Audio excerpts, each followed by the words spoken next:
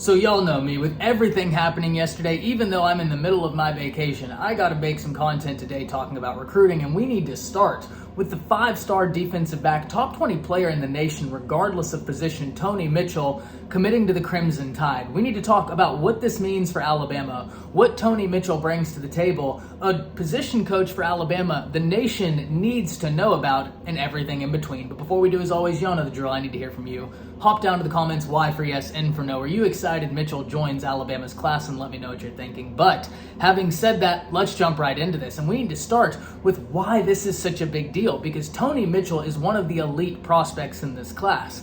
Coming in at number 15 overall and the number 2 cornerback in the nation, he looks to translate to safety at the next level, but he does possess the versatility to really be elite at several different positions in that backfield. But whenever you look at what he brings to the table, he's got a big frame, 6'2", 180 pounds plus per 24/7 Sports already going into his senior year. That's the type of size a defensive back all these institutions are looking for right now. He just happens to pair the athleticism that you need with that size, which really makes him an intriguing prospect.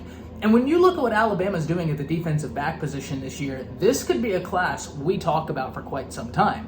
You have Elliott Washington in the class. You have Jaleel Hurley, the 5-star defensive back in the class. And now you add in Tony Mitchell. And Alabama still has prime targets on their board, i.e. Kermani McLean from Florida. And I talked in the intro about a coach the nation needs to know, and that's Travaris Robinson. Whenever he was hired, he was someone I was very excited about. Made a video about him, talking about how I thought this was a slam dunk home run hire, and the reason was simple. Because whenever you're at Alabama, there's already an expectation that you're going to have to recruit at an elite level, and surely the brand of Alabama does help in that aspect of recruiting.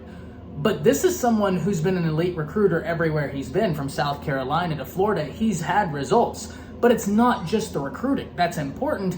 He also has development. And when you compare both of those on your resume, well, that's something really special. And that is why I think Travaris Robinson is such a big addition. Not only that, but if we're talking specifically Kermani McLean, that's someone who's from the state of Florida, where Travaris Robinson is from. And Alabama has had quite the successful pipeline to Florida in the past, something they look to maintain as states such as Florida and Texas possess a disproportionate amount of high school football talent. Those pipelines are necessary. Travaris Robinson being from the state of Florida gives them another in to a very talented state.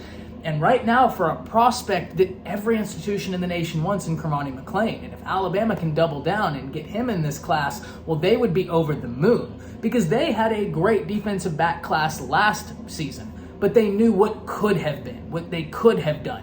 The reason nobody was upset about it is if you looked into the future of the class of 2023, it just seemed like it was set up for success at the defensive line position and the cornerback position. And now we're seeing the Crimson Tide reap those benefits. But surely this is a major win for Nick Saban, for Travaris Robinson, for the whole group. And it's something I know everybody's going to be very excited about. Hop down to the comments, let me know what you're thinking about this, because I think this is a great win. It puts Alabama in a really interesting position with a lot of room left in this recruiting class, a lot of time left in it, and they're already fielding the highest average recruit rank in the nation at a 95, really beating everybody else not named Ohio State. And we are talking consistently about what Ohio State is doing on the recruiting trail right now. They're doing phenomenal work.